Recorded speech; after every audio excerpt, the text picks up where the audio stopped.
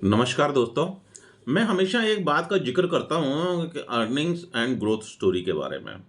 तो बाज़ार जो है वो किसी भी इन्वेस्टर्स या ट्रेडर्स या किसी भी एनालिस्ट या किसी भी तजुर्बेकार से बहुत बड़ा होता है। और मेरा तजुर्बा ये कहता है कि बाज़ार अच्छे-अच्छों को औकात दिखा देता है। मैं आज बात कर रहा हूँ जो ज़िक्र मेरा इशारा जिस तरफ है वो है एल-एन-टी। आपने देखा होगा कि 2 दिन पहले एल-एन-टी के अंदर ऐसा बम आया कि 150 पॉइंट ऊपर। और अगले दिन जो है वो कल मंगलवार को देखने को आया कि 50-60 पॉइंट नीचे, और आज देखिए अभी 170 पॉइंट नीचे चल रहा है। तो ये क्या होता है, ये मार्केट में आपने जितना मर्जी इन्वेस्टर्स या ऑपरेटर उसको उठा दें, जब उसका रिजल्ट आता है तो रिजल्ट के अंदर जब कभी खामी होती है तो वो अच्छे अच्छे स्टॉक को भी उसकी औकात तो दिखा देती है। तो एल-एन-टी में क्या हुआ? तो एल-एन-टी के अंदर मार्जिन भी में भी सुधार हुआ था और उसके रेवेन्यू में भी सुधार हुआ। तो क्या मार्जिन के आंकड़े हैं और क्या रेवेन्यू के आंकड़े हैं, मैं आपको थोड़ा-सा बताता हूँ। तो एल-एन-टी का जो एबिटेटा था ईबीआईटीडीए जिसको बोलते हैं, वो पिछले क्वार्टर में 5,073 करोड़ था। इस बार 5,759 करोड़, यानी कि 5,759 करोड़। और मार्जिन पिछले क्वार्टर के अंदर 10.4 था और अब जो है वो 10.9, तो वहाँ पे भी इजाफा हुआ, बट मामूली सा इजाफा हुआ। रेवेन्यू की अगर मैं बात करूँ तो रेवेन्यू जो है वो 55,128 करोड़ की उनकी इनकम रही, यानी कि उन्होंने सेल ग्रोथ जनरेट करी, जो कि पिछले क्वार्टर के अंदर 46,300 करोड़ 90 करोड़ की थी।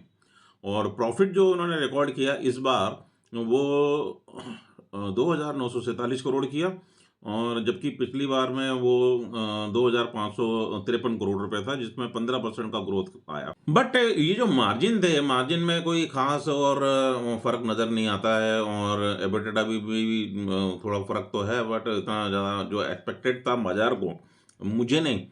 बाजार जो चीज़ें एक्सपेक्ट कर रहा था, अगर उसको वो चीज़ें नहीं मिलती हैं तो बाजार वही हश्र करता है जो आज एल-एन-टी का हो रहा है। बट गाइडेंस में भी कुछ उनकी प्रॉब्लम थी। ऑर्डर तो उनके पास में भरपूर है, और आने वाले समय में उनको ईस्ट इंडिया से काफ़ी ऑर्डर्स मिलने की संभावना भी है, और मिल भी रहे हैं ईस्ट इंडिया से, जो अरबिक साइड है वहाँ से उनको काफ़ी ऑर्डर्स इंफ्रास्ट्रक्चर को डेवलपमेंट के लिए मिल रहे हैं। अब करंट भाव चल रहा है उसका 3462 रुपये के आसपास। मैं समझता हूँ कि यहाँ से अभी और 5-7% की का गिरावट आ सकती है, क्योंकि जब पूरा मार्केट जब गिरेगा तो उसके साथ में सभी को गिरना पड़ता है। तो अगर वहाँ पे आपको कुछ अच्छे भाव पे एल-एन-टी मिलता है तो एल-एन-टी को वहाँ पर आप एक्यूमुलेट कर सकते हैं।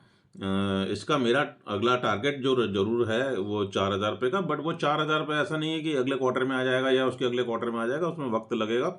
बट अगर जिसको सूट करता है, जिसको एल-एन-टी समझ में आता है, अपने किसी फाइनेंशियल एडवाइजर से कंसल्ट करके एल-एन-टी के अंदर अपना निवेश बना सकते हैं। बस थोड़ा इंतज़ार करिए, अभी मार्केट में अभी और गिरावट आने की पूरी पूरी उम्मीद है। तो शुक्रिया दोस्तों, आप लोगों ने मेरे को सुनने के लिए समय दिया, और मेरी एक रिक्वेस्ट सबसे है कि मेरे चैनल को सब्सक्राइब करें और उसको नोटिफिकेशन की बेल दबाएं, उसमें लाइक्स करें, उसको व्यूज़ करें, शेयर करना ना भूलें।